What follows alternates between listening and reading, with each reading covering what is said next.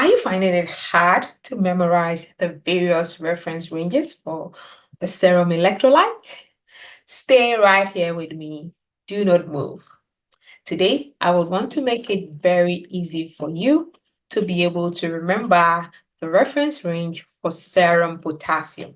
Potassium is an important electrolyte that you must know about inside out.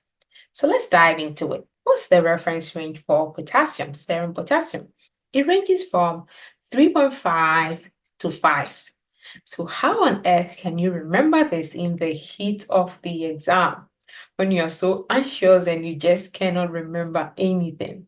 Yes, take this, that mommy has to prepare banana bread and mommy will need 3.5 to 5 bananas to make the banana bread. You know that bananas contain potassium, so we are using bananas. Yes, you need 3.5, so 3.5 to 5 bananas to prepare that sumptuous banana bread. So the reference range for potassium is 3.5 to 5 milliequivalent per liter.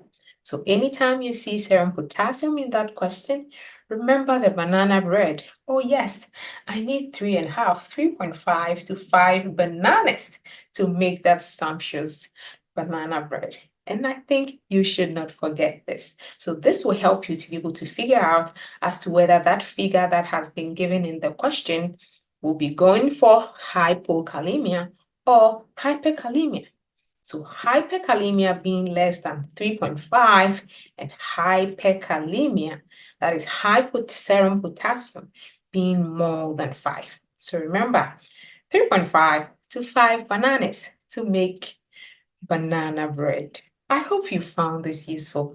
Follow us for more. And if you want to be a part of our class, visit us at www.medcognito.com. I am Dr. Julia.